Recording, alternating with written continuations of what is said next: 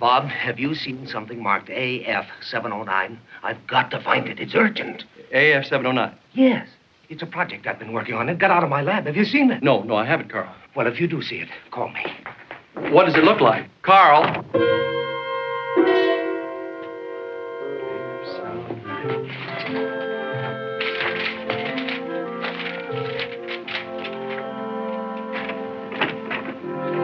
Who is it?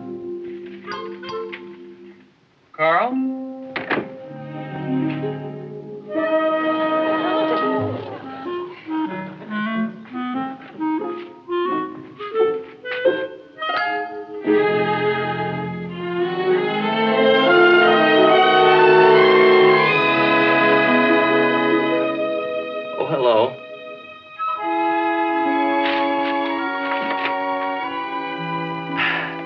I'm afraid you may have made a mistake. You probably want the doctor down the hall. Or did you overshoot the showers? Much as I hate to, I have to leave right away for a consultation. But if you could go and come back later, perhaps I could see you then.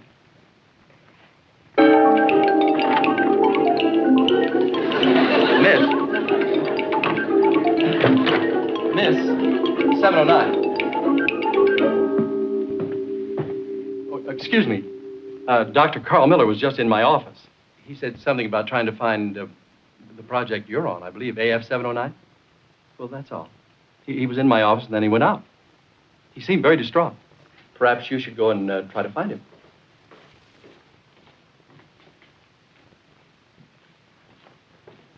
What a crazy way to send out your laundry. Cheers, Bob. I'm sure I don't know, Peter. Oh, come on. Don't try to tell me she's a recruit for the first woman astronaut. They don't send things like that into outer space. There's too big a need for them right here. Could you ring Dr. Miller's office for me, please? Thank Dr. McDonald. Yes. Peter, will you... What? I see. All right. If he checks with you, would you... Oh, better still, say that Miss 709 just wandered into my office. Yeah, I think you'll understand. Fine, thank you.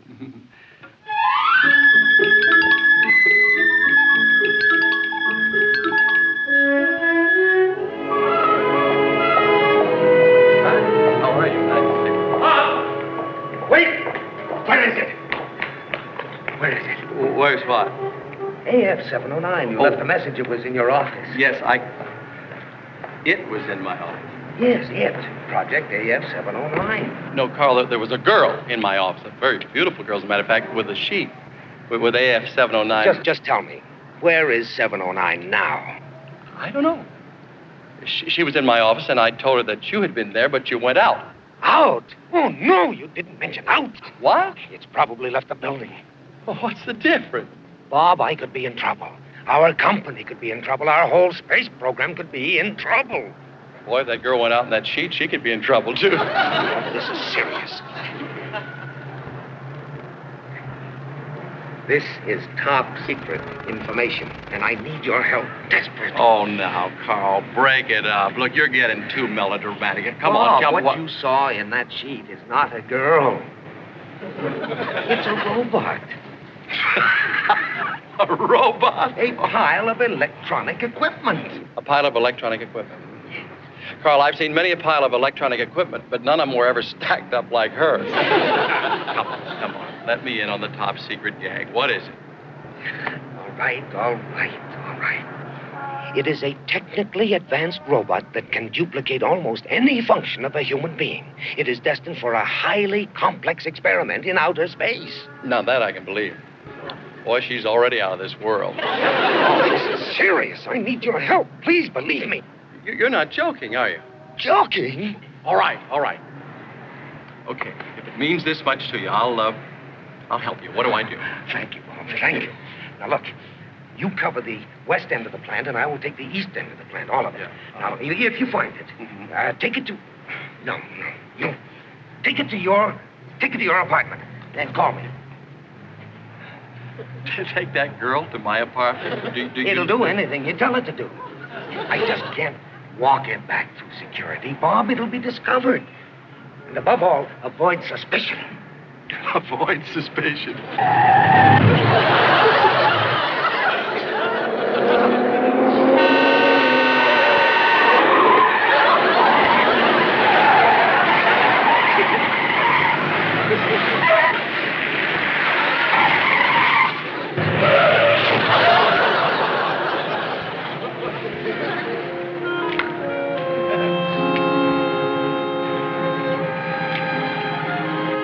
avoid suspicion. Oh, great. Thanks, Carl.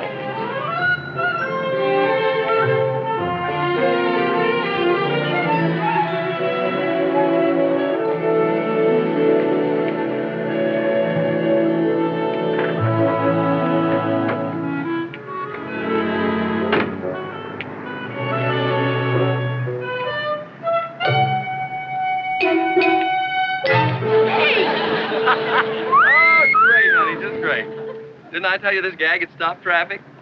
Oh, boy, we really fooled him this time. Boy, wait till we try this gag down on Hollywood Boulevard. Now, give me that pose that we had. Why don't you steal from somebody your own size? And as for you, young lady, if you had any sense, you'd slap his face, too, and go get some clothes on. Come on, Melvin.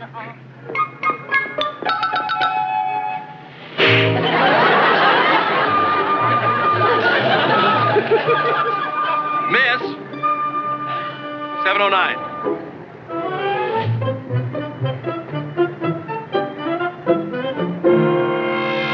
Before I go back to my ex-friend, Dr. Carl Miller, and punch him right in his fat mouth, just tell me one thing. What is this stupid gag about your being a robot? I am a robot. Oh, brother. I consist of low-modulus polyethylene plastic and electronic components. I'm sub-project AF709, which is to be integrated into Project Orion. Very absorbing. I compute. Well, I know one thing. You and Dr. Carl Miller are computing something right now, and suddenly I just can't wait to find out what it is. You know what you're going to do? You're coming up to my apartment with me. That's what you're going to do. You understand? I understand. Oh, easy like that. Oh, easy like that. For some odd reason, our mad scientist is taking quite a spell to get here. Sure you won't have that drink? I don't drink. Smoke? I don't smoke. Something to eat? I don't eat. You know, it might be easier if you just tell me what you do. I compute. Listen, what is this idiocy that you and Carl Miller are cooking up? Now, I'm going to find out sooner or later. You might as well level with me now.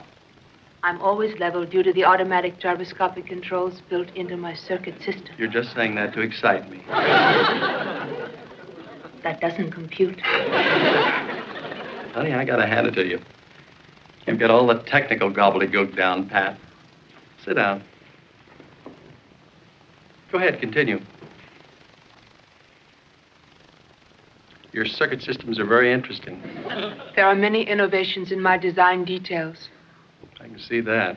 My construction is similar to one-piece die casting, but I was hand-molded.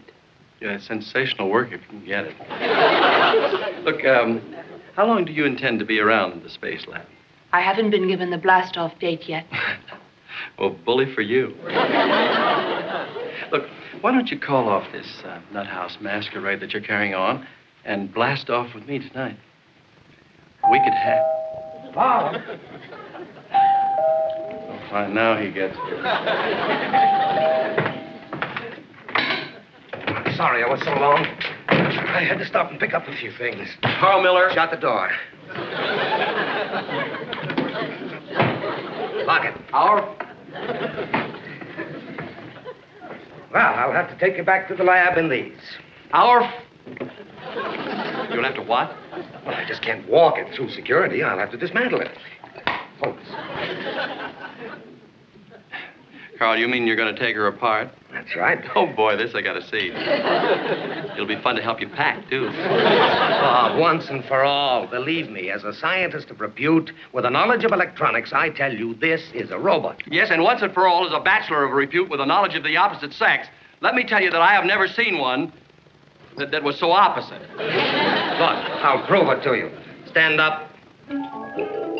Now, you see that little beauty mark? Yes, I see it. Watch.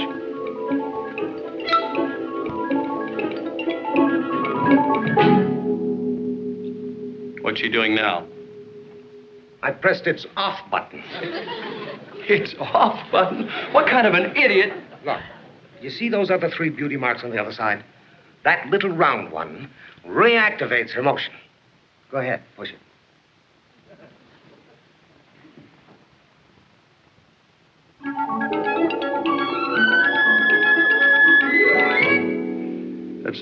most amazing... Try another button. Go ahead, try another one. What's that? The phone. She's got a...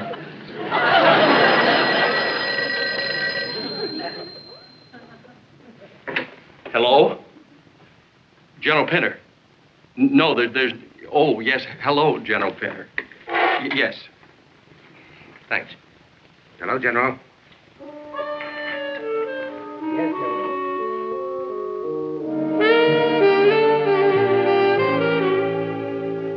Forgive me for staring, Miss 709. But you're a fabulous electronic creation. And structurally, I'm very well built. Yeah, I'll go along with that, too. Excuse me, but this material that you're made... My cosmetic covering is low modulus polyethylene plastic. It gets its warmth from the infrared rays in the atmosphere, which are picked up by my microscopic sensors. It has the same chemical properties as human skin. 98.6. Yes. Nice and warm. Carl, I just don't know what to say. It's beyond conception. Yes, isn't it? It's simply overwhelming. Lie down.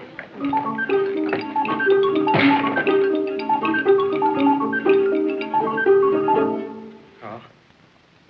You mean robots get headaches? No, but I'm sure it could be programmed to get one.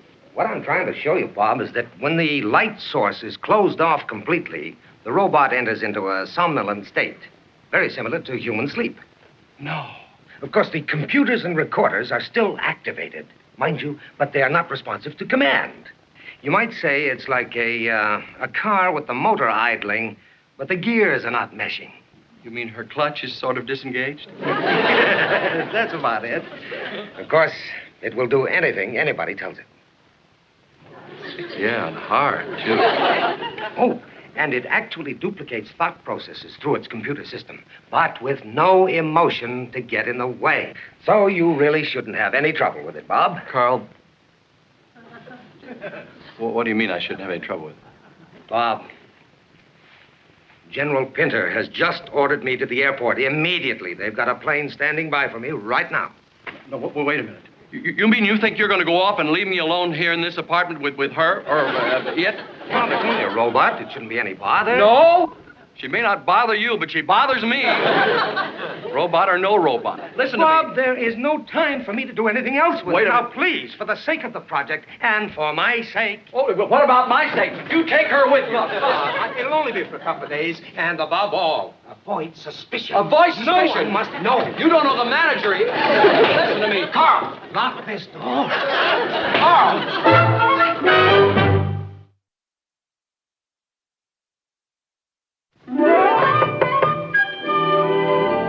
Oh, hi, sis. Hi. Well, what was the big emergency that you couldn't tell me about over the phone? Sis, I've got to ask you for a little favor. What else is old? No, this is a very special favor. I want you to move in with me for a couple of days. Move in with you? No, it's a very important... When a bachelor asks a sister to move in, there's definitely a hair curler in the ointment. Yeah, there is. It is, in a sense, a woman problem. Again. Sis, I need a chaperone. Chaperone? Yeah. You? Now, I know that sounds strange. Yes, it does sound a little strange. Look. Now, there's a switch. What am I supposed to do? Meet them at the door and fight them off with a whip and a chair?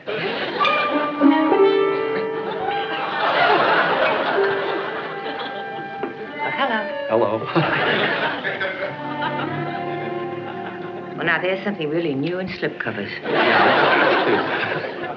Well, sis, this is it.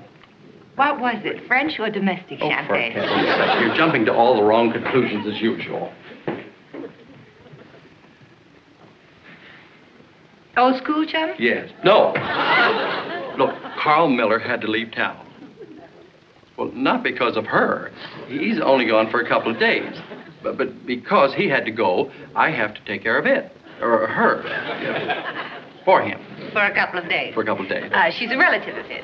No, yes. Yes, that's right. She is a relative, sort of. She's a nephew. Or niece. Yeah, she just got into town today. Wearing a sheet. Her baggage was stolen. Including all the clothes she was wearing. She was taking a shower at the time. Bob, do you really expect me to believe that? Oh, sis, but it would sure help a lot if you did. Oh, for heaven's sake. Look, will you just trust me? For once? Please do me a favor. Move in with me till Carl gets back. Sis, you don't realize how much I need your help right now. No, but I'm beginning to. Well, all right, darling. I've helped you out before without asking too many questions. I guess you can push your luck with me one more time. You're an angel. Stand up, please. Miss 709. Stand. Oh, yes, of course. Forgot to reactivate you. There we are. Now, stand up, please.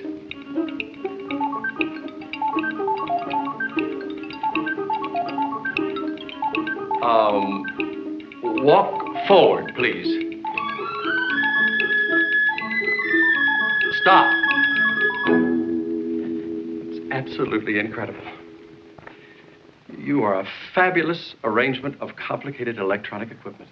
Once you're familiar with my design details and circuit diagrams, my equipment is not difficult to assemble. Say, you know something? You'd make a sensational do-it-yourself kit. It doesn't compute. No, I guess it wouldn't. Oh, yes, by the way, while you're in my care, now, I've got to find out how much information has been fed to your memory bank. I've got to ask a lot of questions, really. Ask any questions you like. My memory bank has been fed over 50 million items of information, which I can compute in less than 1 second. This is a recording. Thank you. All right, first things first. Now, suppose for some strange reason you stop working. I mean, one of your electronic thingamajigs fails to function. There are 4 beauty marks on my back. Oh, yes. Yes, I've had some experience with those. These are emergency control buttons. The round one, when pushed, reactivates my motion. The square one, my computers. And the triangular one, my sight, hearing, and voice devices. Now, this one over here... That's your off and on button. Won't you sit down, please?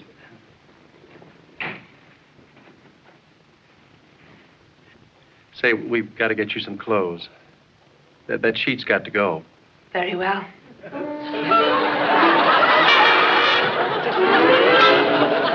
Not now. Not now. I didn't mean that literally. That doesn't compute. Wait a minute. Listen, you present a fantastic hypothesis. If a robot such as yourself could be given feeling, human emotions, you'd be the perfect woman. One who does as she's told, reacts the way you want her to react, and keeps her mouth shut. No offense, of course. The word offense doesn't compute. Excellent. We're off to a good start. Hi, Bob. I just came by to borrow that book that you were telling me about. Oh, great. I'll learn to lock it. Huh?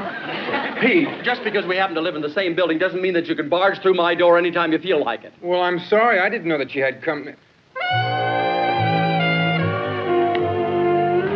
He's barefoot in a bed sheet. I thought you said you didn't know her. Well, I know her now. Well, introduce me. Peter? Come on. Introduce Me. All right. This is Rhoda. Yes, Rhoda. Funny, same as my aunt, Rhoda. Hi there. This is Peter Robinson. He is a physicist of sorts at our lab. I live right down the hall. My door is never locked. Tell me about yourself. She happens to be Carl Miller's niece, and she's staying here. In town, here. Yes, we'll be working together. Is it something confidential, or shouldn't I ask any questions? Ask any questions you like. My memory bank has been fed over 50 million items of information, which I can compute in less than 1 second. This is a recording. You've got a great sense of humor there, Rhoda. I haven't seen you around the lab before today. You must be new here, huh? She's that, all right. I was assembled 2 weeks ago. Assembled? She means she was gotten for the project 2 weeks ago. She's from out of town, you see. Well, maybe if you're not busy some night, we could go out, you know? What do you do with your evenings? I rest my transistors and associated components Well, you just rest your transistors? and my solar batteries. Oh, these electronics people, that's good. Yeah, that's technical talk for taking it easy. If you'll forgive us, we have work to do. I'm afraid you'll have to go. Maybe some night we can go out dancing. Peter. Nice meeting you. Nice meeting you.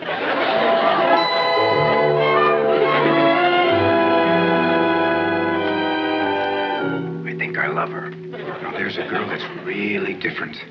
Yes, and you couldn't count the ways. Goodbye, Peter. Goodbye, Peter. Peter, I just said goodbye. Oh, that, yeah. Well, goodbye.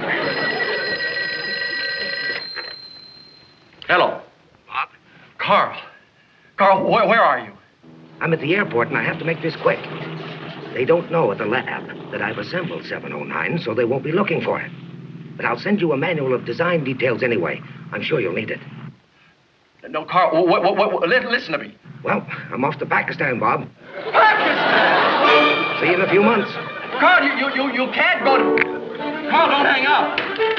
Carl, what? No. I've got my head examined. For a few months. Rhoda, did you hear that? What in the world am I going to do with you for a few months? I'll do what you tell me to. That's exactly what I'm... Wait a minute. Wait a minute. Given a few months, we could work out that fascinating hypothesis. The perfect woman. One who does what she's told and keeps her mouth shut.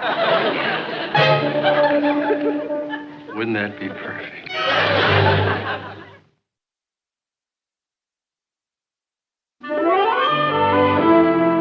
Now, Rhoda, remember, if anyone asks while Dr. Miller's away, you're in my care as a sort of a patient. I'm helping you get adjusted and to overcome your shyness. That doesn't compute. It doesn't really have to. Just store it away somewhere there in your memory bank. Oh, by the way, I said that you were his niece. That would make Dr. Miller your uncle. Yeah, that's okay. That'll keep my sister satisfied while she's here. What's a niece and an uncle and a sister? Well, they're relatives. Men and women get married and have children. Those children grow up and have children. Where do the children come from? Well, well,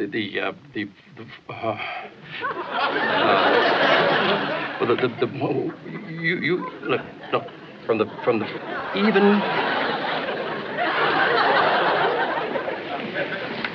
Good night, Rhoda.